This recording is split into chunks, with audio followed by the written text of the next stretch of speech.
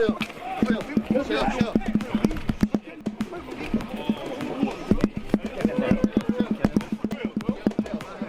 Freak show is everybody coming together and saying, "Oh, we're gonna watch a freak show. This is what this is. We know what this is. It is absolutely mental. What we're gonna watch here." Size different because he views Jake Paul as a decent boxer. This is not the first time that someone has come out and said this. We've heard Terrence Bud Crawford come out and say that because of the size difference, Tank won't be able to hurt Jake Paul, and that Jake Paul could probably knock him out. At the Jake Paul versus Gervonta Davis news conference, Floyd Mayweather allegedly barged onto the platform and gave Jake a warning. Both sides exchanged abrasive remarks as the news conference became heated. Ahead of the much-discussed showdown, the heated scene demonstrated how serious things have gotten between the camps. Just showing up. Honestly, I'm gonna knock him out. You know, he has a lot of flaws in his defense, and I'm gonna expose him. You know, look what a 135 Lamont Roach did to him, and it's just gonna be so much fun for me. I'm so glad that God gave me this moment. I'm Gervonta. The Jake Paul versus Gervonta Davis battle has been quickly dismissed by many critics as needless, claiming it is more spectacle than sport. But not everyone shares that opinion. Ariel Helwani expressed a different viewpoint, pointing out that MMA fans frequently applaud these experimental bouts because they are thrilling and engaging. However, the same audiences react unfavorably and dismiss comparable crossover events as meaningless when they occur in boxing.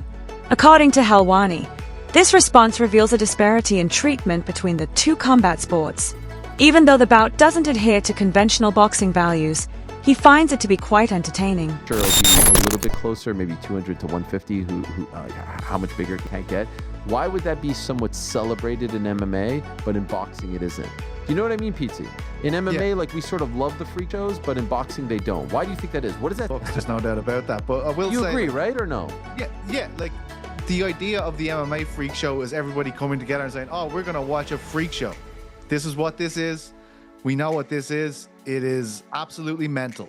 What we're gonna watch here."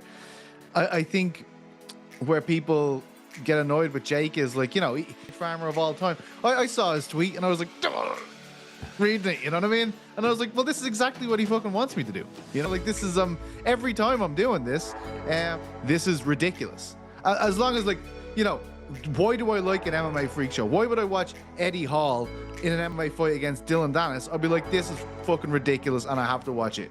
That's the way I feel about Jake Paul and Davis. I will watch it. It's ridiculous. You know what I mean?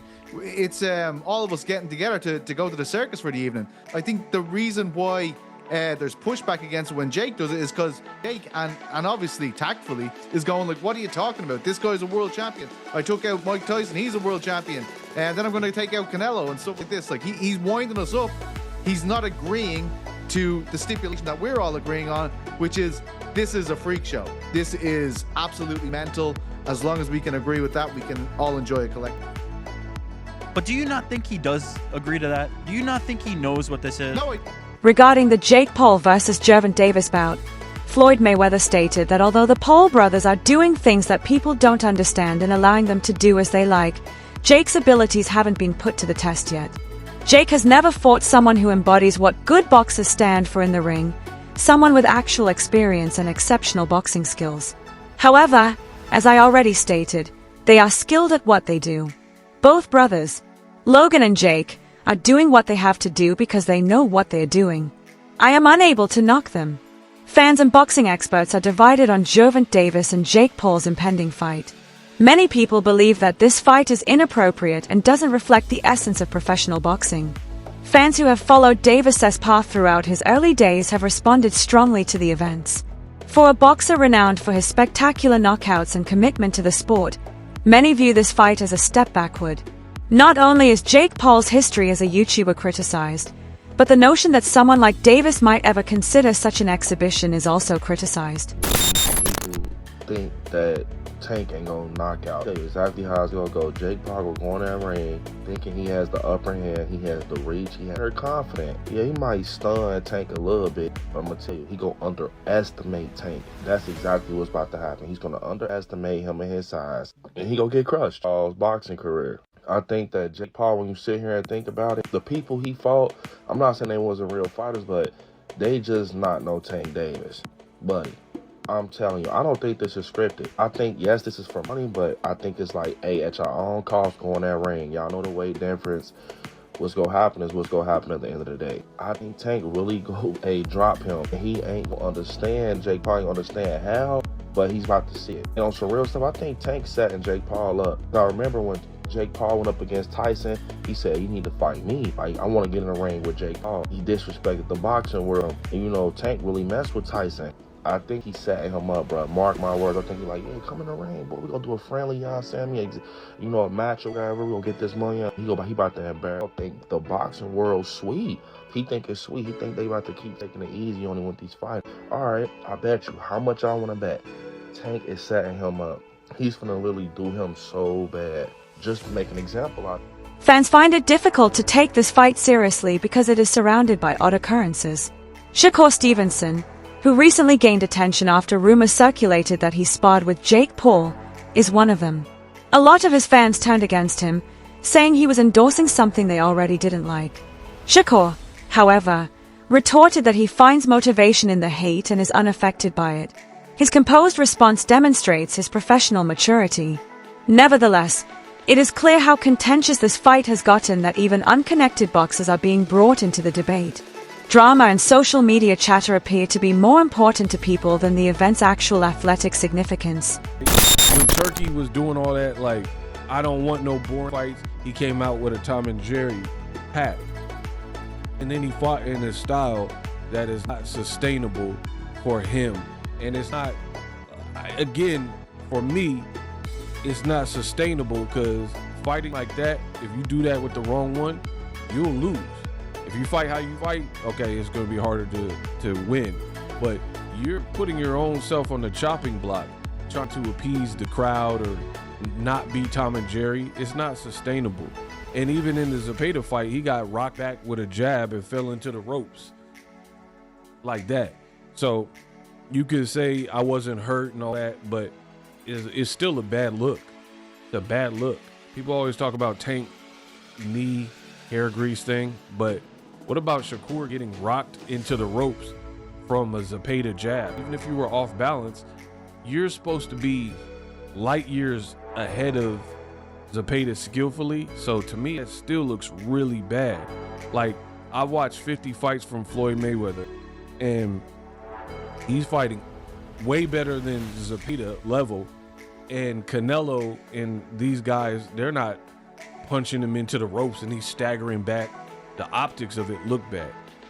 So back to it, Shakur, I feel like he's trying so hard to look unbothered, but he always replies to it so you can tell he's bothered. He's like, man, I got him so mad at me. And personally, I don't prefer that when people do that. Like, for example, Shakur's like, man, I got him tuned in and thanks for the support. Bro, they're not really supporting you. It's underneath you saying whatever you said about, I get to pick Jake Paul's brain and work with him and all that. Most of them were negative. So you're trying to, like, it's so weird because it reminds me of when I've seen people like celebrities or whatever who. Terence Crawford and Devin Haney, among other boxers, have also expressed their thoughts. They contend that due to the physical differential, fighting someone like Jake Paul carries needless risk, regardless of Gervonta Davis' skill level. Even if there is a significant technical ability disparity, Jake's height and weight might make the battle physically taxing. Fights like this blur the distinction between entertainment and legitimate boxing, as both Haney and Crawford noted.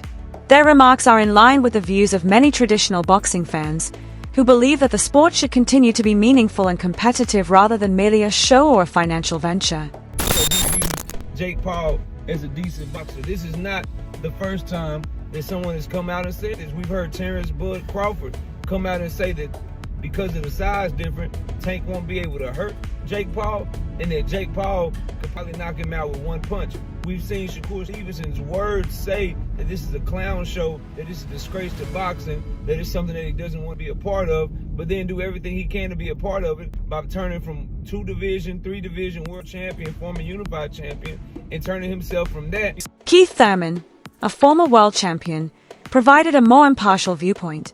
He claimed that the people who never miss Gervonta Davis fights are frequently the same supporters that criticize him. He claims that even though people enjoy complaining, they still listen because Tank never fails to fascinate them. Thurman clarified that this type of dispute maintains Davis' prominence and demonstrates his impact in boxing. He thinks that people will still watch this fight to see what occurs, regardless of how much criticism it receives. This demonstrates to Thurman how powerful Davis' brand has grown. Even his detractors contribute to the success of his battle. First off, don't watch Tank. Don't do it. You know what I'm saying? You support it, then what you doing? You can't not support and support at the same time, right? Boxing purist, then this fight with Roach is really more for you. It's going to be more up your alley, you know? If you just like all entertainment, all fighting, you're going to want to tune in to the Tank and Paul show there, you know, because that's all for entertainment. What's it? For entertainment purposes only, right? It's just say like somewhere in the small print of the promotion. For entertainment, don't do this at home, kids. You know, sometimes Disclaimer. Yeah, disclaimer. For entertainment purposes only. You know, so it's money-making purposes only. Gervonta Davis has always stated throughout his career that he respects authentic boxing and wants to leave a lasting legacy through significant bouts. He has established himself as one of the top fighters in the lightweight class by defeating formidable opponents. His decision to take on Jake Paul, a man more well-known for his online celebrity than his technical prowess, has left many fans perplexed. They believe that Davis's actual abilities and objectives are not reflected in this matchup. But Davis hasn't been very concerned about what other people think.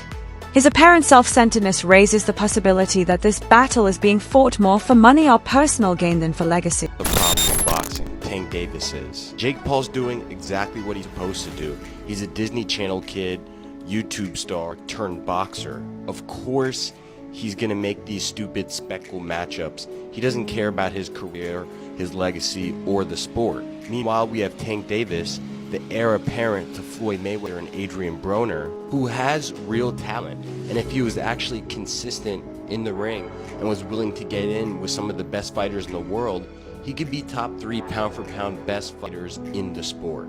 But instead, Tank just wants to hold up his division for 5 years and make a mockery of the sport, especially with this fight. I know Tank Davis multiple times has said he only cares about the money and just wants to make $100 million and go retire off an island somewhere.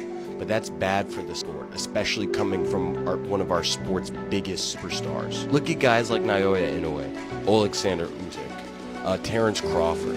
Those guys are real fighters, okay? They challenge themselves against the best fighters in the world. And money comes their way too from it. Get it twisted. What's crazy is Tank would make just as much money if he fought Shakur, Devin Haney, even Teofimo Lopez. Biggest tragedy of all is the fact that Lamont Roach, in getting his rematch, he got robbed in that fight with a knockdown. He definitely would have won the split decision, and he would have got his Buster Douglas moment, but he didn't, and now he can't even get a rematch because Tank is going to do this, and now Lamont Roach has to fight Pitbull Cruz instead. I used to be such a big Tank Davis fan, but over the last year and a half that I've had this channel, the amount of BS that I've had to report on Tank Davis just like this completely turned me off as a fan of Tank Davis. Jake Paul can do his thing with the influencers, with the MMA fighters, but with boxers, fighters pretty much in their prime. But other than the size mismatch, most people are wondering why has Tank taken this fight, and those were the first questions targeted to Tank in this presser, because usually these sorts of bouts are relegated to the latter part of your career. And for most Gervonta Davis supporters, they thought they would get the big fights next, the Shakurs. They didn't think he would be fighting Jake Paul. Although Tank tried to push it off as fans should just be happy watching the sport and hey, haters will be haters, I think that's quite unfair to the people who have been loyal supporters of him and honestly have paid his bills. He tried to compare Mayweather, but the difference is with his mentor Floyd, he really did fight a lot of champs in their prime. Has Tank? Not really. The most notable fight he's recently had that the people actually wanted was the Ryan Garcia fight, and the only reason he took that fight was because everything was on his terms. And other than the Ryan fight over the last couple years, it's either been people who aren't in his weight division, which he's pulling up, or fights ranked in the lower half of the top 10 lightweight list. The fights people have truly wanted to see just have never materialized, and simply that's why people criticize him. If the likes of Crawford never fought Spence or Usyk never fought Fury or Joshua, they would have caught the same level of flack.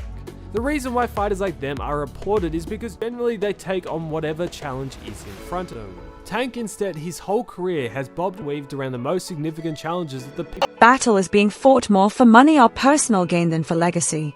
The battle between Gervonta Davis and Jake Paul is seen by several boxing pundits as defying conventional boxing norms. It's in the middle of an athletic competition and a presentation meant to draw in general audiences.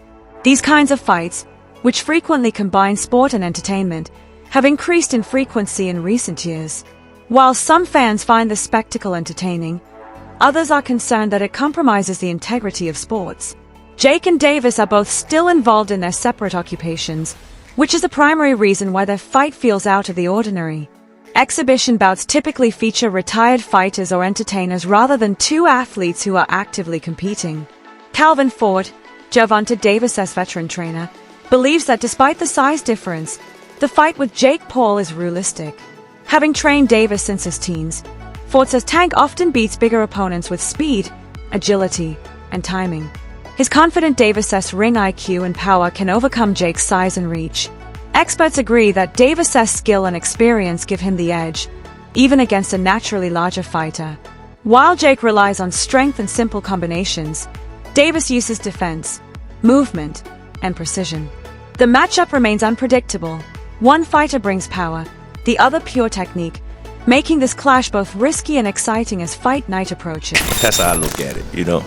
Interesting comment there that they were getting ready for the Roach rematch, and then this fight was, you know, he said they got blessed with this fight, but this fight came through. So the plan was actually to go and rematch Lamont Roach, which is something that I think he should have done. I think they you know, for Tank's legacy, for, you know, just the sanctity of pro boxing when it comes to a world champion and what they do with that world championship belt, I think he should have taken the Lamont Roach rematch. Seems like they were going to, but the obvious reason that everyone, I think, knows why they didn't is because Netflix and a Jake Paul fight come with a massive, like, there's probably no comparison to what Tank will make to fight Lamont Roach or anybody else compared to Jake Paul. Whether you like that or not, it's truth. He is a money fight, and so is Tank, and that's why they're going to do a shit ton of viewers on Netflix and why they're going to both make a shit ton of money. So the point I want to take away from that is that they were starting to get their minds and body ready for Lamont Roach, which means that Tank was in somewhat of a serious pre-camp, right? Somewhat of a serious, you know, workout regimen, getting himself in shape. Not that Tank is super out of shape out of camp. I don't know that. But this means that he was mentally preparing for a fight regardless. It's not hopping off the couch Tank, which is not what you want to see even against Jake Paul, because the least serious you take Jake, and I've said this about everybody that's fought him, the ones that don't take him serious, the ones that say he's a YouTuber and everything else, they end up losing, or they end up looking like, oh, wait a second, this guy was a little better than I thought. They end up either getting taken by surprise or actually sometimes losing because they don't realize that Jake actually takes it serious. So this is good to hear. Just already right off the rip, they were already doing something. Surprise. So tell me, you know, when did you hear about this? They've been going back and forth for years, Tank and Jake. They've been going at it for years, and it would have happened sooner, you know what I'm saying? But we have hiccups in life. That's what I call it, hiccups, but they lessons to learn from. But we back on track and we're keeping it moving. When you heard about the fight, were you like, wait, what? Like, we're doing what? Actually, when I heard about the fight, they called me and said, what you thought about the fight? I said, the fight doable. You know what I'm saying? Because I watched Tanky for years, and I watched other young men and gyms, you know, deal with big guys. You know what I'm saying? Yes, he's big. To me, it's like Jake having his first open fight. If anybody know about the amateurs going open, then you go pro.